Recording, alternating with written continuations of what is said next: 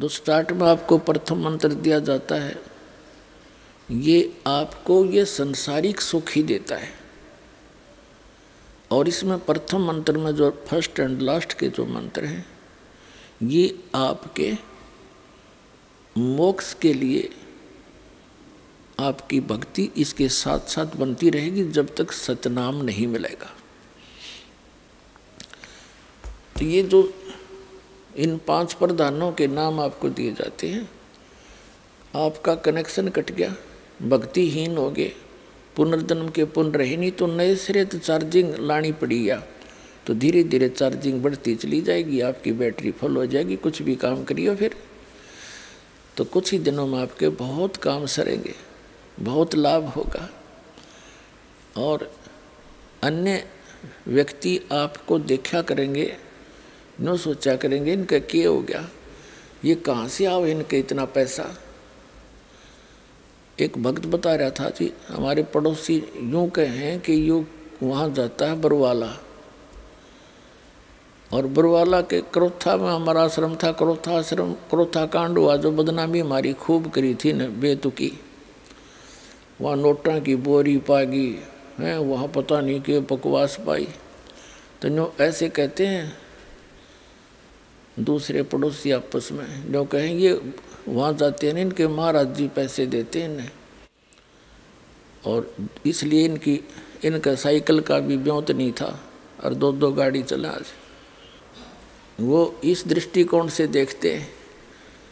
तो वापस में बातें कर रहे थे, कहने लगे जी हम कहें तो वो ठीक हैं, माया तो यहीं से मिलती है हमारे को, लेकिन जिस तरह वो सोच रहे हैं वह सोच गलत है उनकी।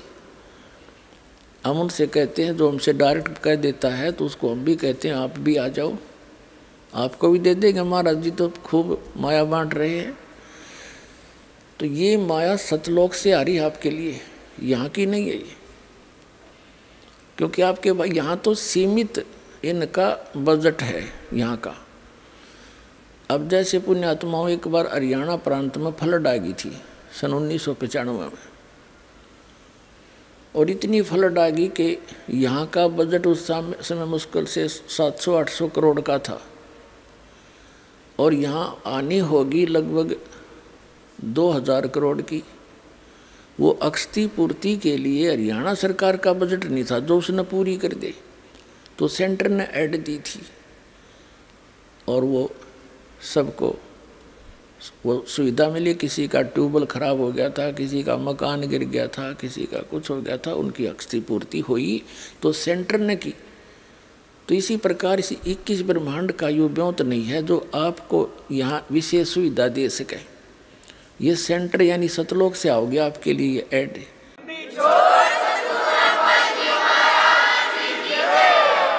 तो इस प्रकार आपने या तो चिंता छोड़ देनी चाहिए कि अब मुझे क्या मिलेगा क्या ना मिलेगा, लेकिन क्योंकि आप दूध के जले हुए हो, छाछ को भी फूंकते हो बहुत दिनों तक, समय लगेगा, धीरे धीरे आपको विश्वास हो जाएगा, और विश्वास ही परमात्मा आपको करा देगा, क्योंकि आपको सुख प्रारंभ हुए और आपका विश्वास दृढ़ होने लगा। आपको लाभ मिलेगा जब आप नियम ठीक रखोगे। यदि नियम ठीक नहीं रखोगे तो फिर बात नहीं बनेगी। जब लग हंसा हमरी आना और काल लगे नहीं तेरा बाणा। कबीर परमात्मा कहते हैं जब तक ये हे हंस, ये प्यारी आत्मा मेरी शरण में रहेगा, तब तक हे काल तेरा कोई अटैक उस पर नहीं हो सकता। और ये परमात्मा के जो नियम हैं ऐसे समझ लेना जैसे लक्ष्मण रेखा होती है।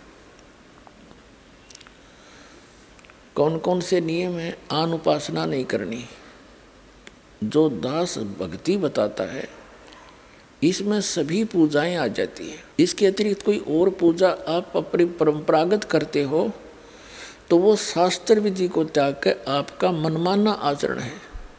श्रीमद् भगवद गीता अध्याय नंबर 16 के श्लोक नंबर 23-24 में कहा कि अर्जुन, शास्त्र विधि को त्याग कर जो मनमाना आचरण करते हैं उनको न तो सुख होता है ना उनकी कोई सिद्धि प्राप्त होती है, न उनकी परम गति होती है, यूजलेस। फिर क्या फायदा डले ढोने का। और शास्त्र में कुल साधना कौन सी है? पवित्र वेदों में, पवित्र श्रीमद् भगवद गीता में, और पवित्र सूक्ष्म वेद जो कबीर परमेश्वर के द्वारा दिया गया अमृत ज्ञान सच्चिदानंद घन ब्रह्म की वाणी में जो भी साधना लिखी है, उसके अतिरिक्त जो भी हम साधना करते हैं, भक्ति करते हैं, वो शास्त्र विधि को त्याग कर मनमा नाचना है। चाहे वो पुराणों का से आपने लिया है, चाहे आपने किसी उपनिषद से वो भक्ति ली है, साधना ली है, यदि वो इन परमात्मा के वेद और गीता से नहीं मिलती तो यूजलेस है। प्रथम तो ये है कि आन उपासना नहीं करनी और पूजा नहीं करनी, जो हम दें वही करनी है।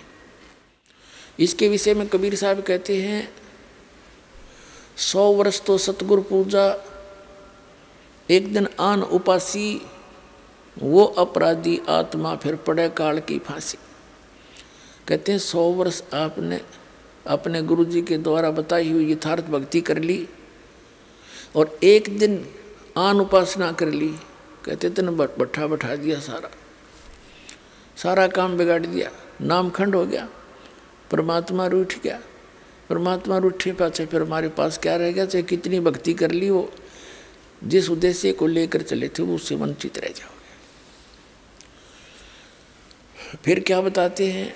परमात्मा की शरण में आने के बाद आपके ऊपर किसी भी देवी देवता, भूत प्रेत, बहरो बैताल का कोई असर नहीं हो सकता। यह सत्कर मान लेना।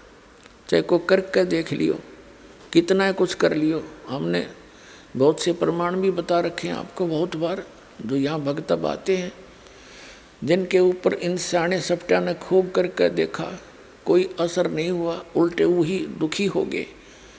तो उन्होंने स्वयं फ़ोन करके बताया हमारे बच्चों को, हमारे भक्तों को, कि भाई आपकी भक्ति अनमोल है, आज तक हमारे मंत्र किसी पर निष्क्रिय नहीं हुए थे, आप पर यह कारगर सिद्ध नहीं हुए और आप सही लगे हुए। तो पुण्यात्माओं, ये कोई बालकों का बताया मार्ग नहीं है। खुद धनी ने आकर यो ज्ञान दिया अपने बच्चों को जो दास के पास उपलब्ध है। और ये ज्ञान अभी तक छुपा के इसलिए रखना था कि कहीं काल के दूतों का हाथ लग जाता, उनके द्वारा जो नाम भी ये भक्ति बताई भी जाती तो असर नहीं करती, क्योंकि अधिकारी के बिना कोई भी काम सफल नहीं होता।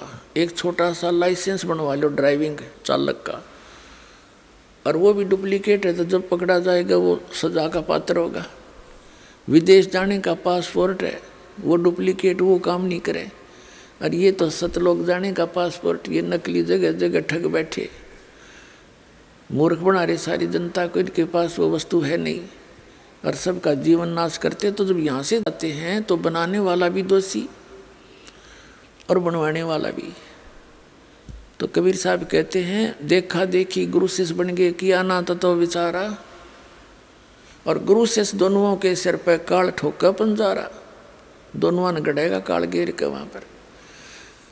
तो वहाँ चिल्ला भी पट्टेगा और गुरु जी की भी वहीं मजाई हो रही होगी, तो दोनों रोएंगे बैठ के। फिर क्या बने? वो छूट की डोर हाथ थे।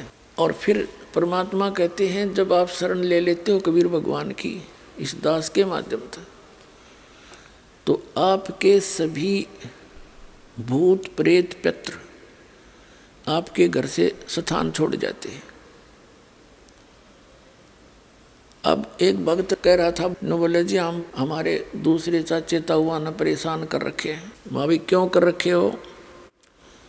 कि जी हमारे पहले प्रेत बाधा थी, यहाँ से दीक्षा लेने के बाद वो हमारी प्रेत बाधा तो खत्म होगी।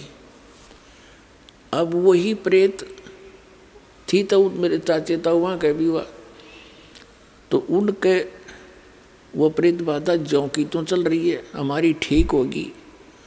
तो उनने क्या सोचा कि इनने हमारे भेज दिए सारे भूत,